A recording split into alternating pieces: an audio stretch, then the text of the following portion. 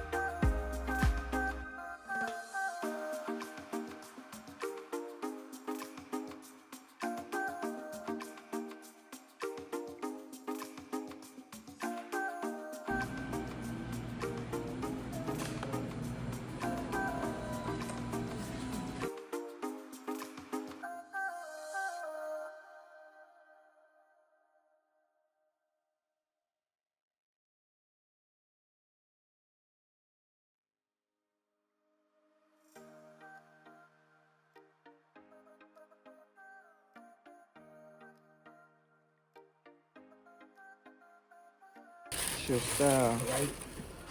That's our style, because what they It's your do. style, B. They wearing them in leather this time of year for summer. Now you get what you want to get. I'm talking about summer. $20 shoes, $200 shoes. You pick what you want to pick. I don't care. It's too big. That's too big. That's 8.5. You say you are 9. Put the strap on them, Mom. You know, people wear that. See that. They look like they fit to me. Yeah. You can't wear no socks with them. I'm not.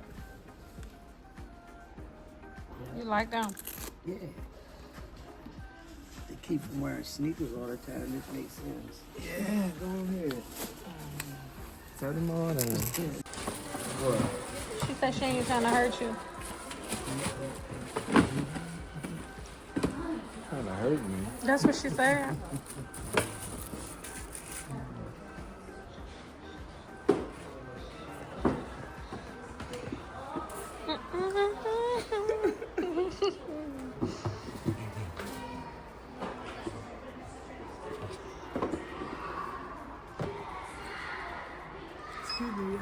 tissue up here. Hey. Napkin, tissue. No, man, I got tissue in there. What's your number? You will get it? I will. You want Okay, me to? yes, thank you.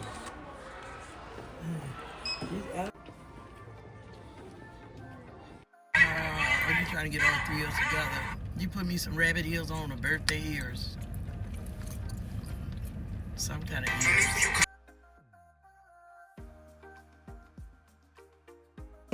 Good. You like it?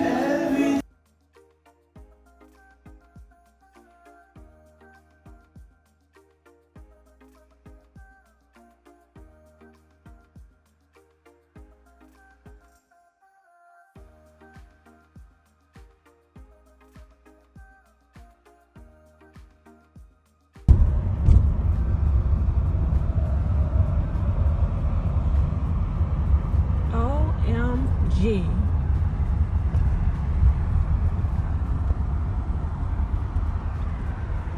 They done got in an accident. They done got in an accident. Oh my goodness.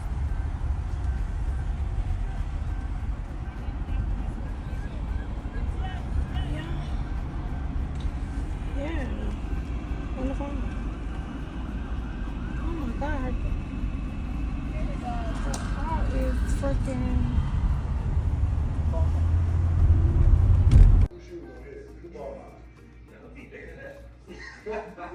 Upset stomach? Ipirogast. Indigestion? Ipirogast. Bloating? Ipirogast. Thanks to a unique combination of herbs, Ipirogast. Definitely. Grow so quickly. I feel like every time I turn around, I need a trim.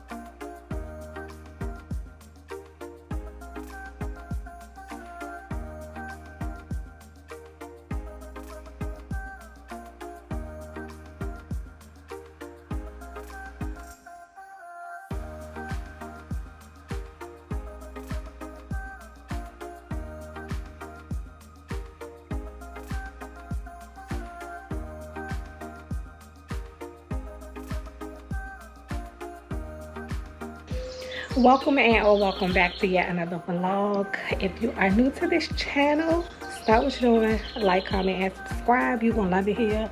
If you are not new, thanks for rocking with your girl Rih.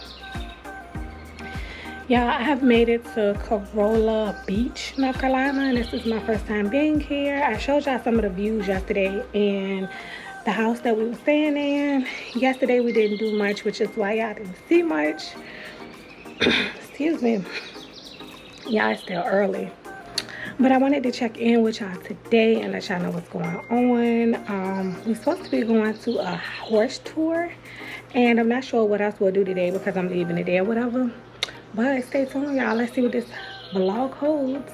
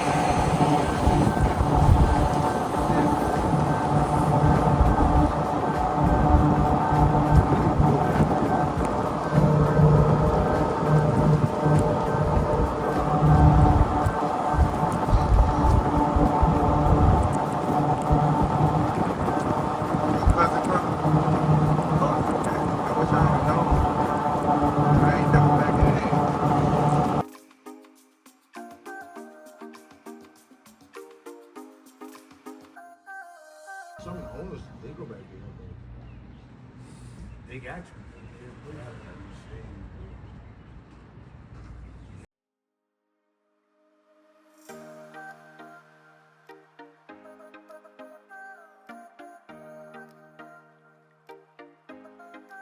Hundreds and hundreds of shipwrecks up and down our coast over the last several hundred years. Mostly because we've got some low-lying shoals and some sandbars out there, and especially before there were technological navigation systems, it was very common for ships to run aground here. Now, you might not know this, but this stretch of road between here and the 4x4 beaches where we're going is known as the graveyard of hats and sunglasses and cell phones, and water bottles and purses and wallets in your back pocket. So please make sure all of your items are secure, especially your purse or your wallet, because from my experience, folks that lose those don't make the best pictures. All right, a little bit about the horses. So first of all, these horses are completely wild, okay? They are not microchipped or tagged. Nobody feeds them. Nobody brings them in a barn when there's a hurricane. They don't receive any routine medical care. They live out there pretty much on their own, and they have for about the last 500 years.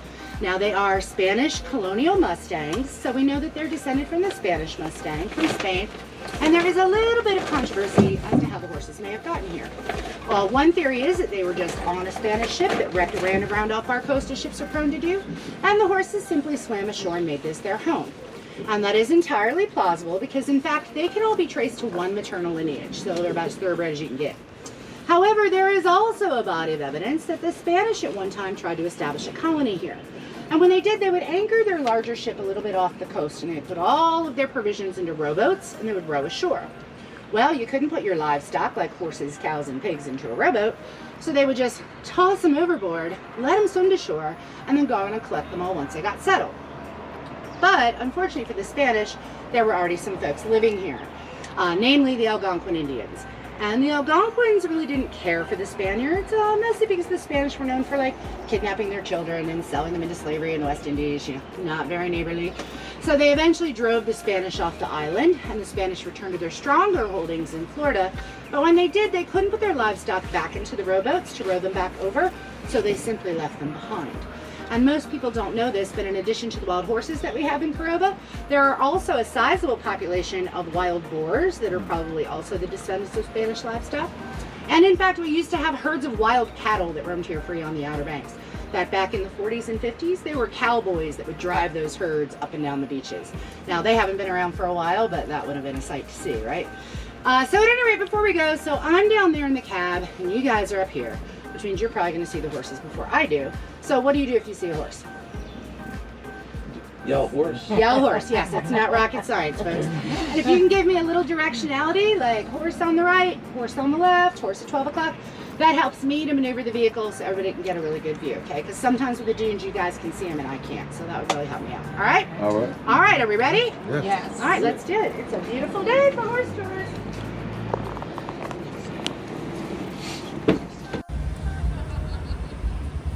All right, everybody, over here on the right, you'll see your first horse.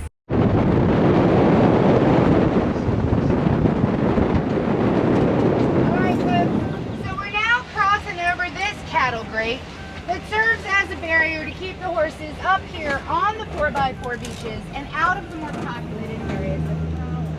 In fact, these horses used to roam freely around Corolla. We even have one by the name of Little Red Man that's infamous for having walked right into the food line for the automatic doors.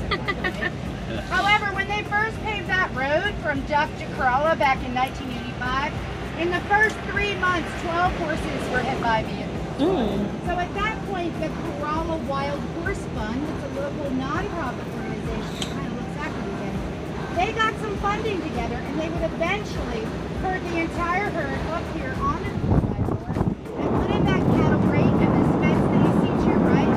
This fence stretches all the way from the sound out into the ocean and again serves as a barrier to keep the horses up here and off of the roadways. Now there are about 7,500 acres of land that the horses have to roam.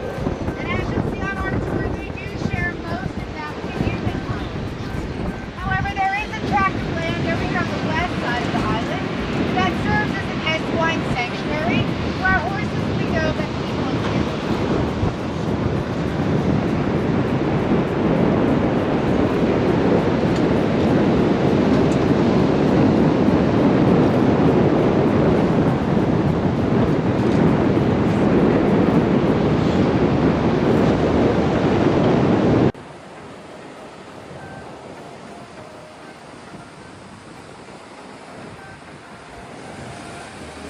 look at him catching a wave. Up here off of the roadways. Now there are about 7,500 acres of land up here that the horses have to roam. And as you'll see on our tour, they do share most of that with the human population.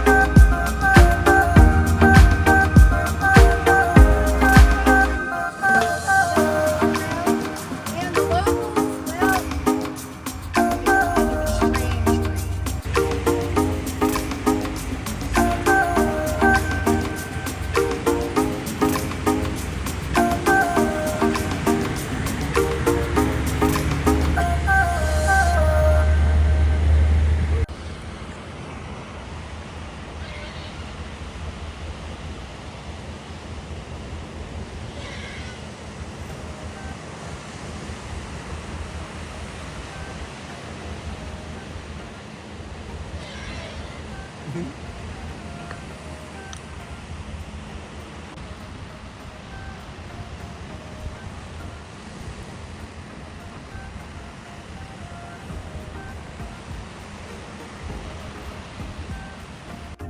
you'd walk out to the beach and you'd walk about 2 miles south. And the guy from the station south of you would walk about 2 miles north. And you'd meet in the middle and you'd exchange like a coin or a token. And that's how they knew that the entire beach was being patrolled. And that's kind of how the Coast Guard got started. Well, nowadays it's owned by the Twitty Realty Company, and they use the crew quarters there as their real estate office up here. But you can actually rent out the boathouse and stay in that as your vacation rental. However, I would caution you because it is supposedly haunted by a ghost by the name of Bones. I feel like I should have a timeshare about this. Still shake. Look how we're going.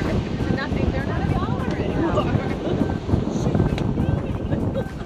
All right, you guys see some of these dark, shrubby-looking things in between the fences here? Yeah. Can anybody tell what those are? Pocket spot. Those are actually old Christmas. If you live here on the Outer Banks after Christmas, you can call the Boy Scouts and they'll come and get your old Christmas. And they put them on the dunes like that, and the needles will help catch the sands and flows and actually help to rebuild and stabilize the dune. Now it's hard to tell right there, but as we go further north, you'll see some spots that they've got some newer trees from like this year, and then some that they're obviously still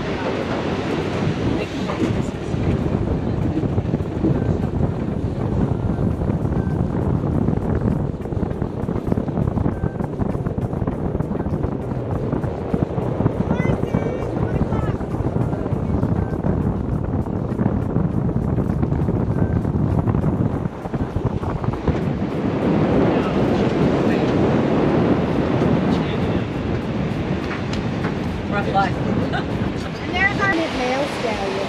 And then anywhere from 1 to 6 mares, and the mares are kind of like sister wives, and then their offspring.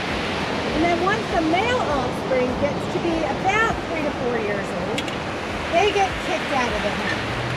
And they become what we call a bachelor stallion. So if you see a single solitary horse all by itself, that is typically a male. That is usually a bachelor stallion. And then sometimes the bachelor stallions will hook up with another bachelor or even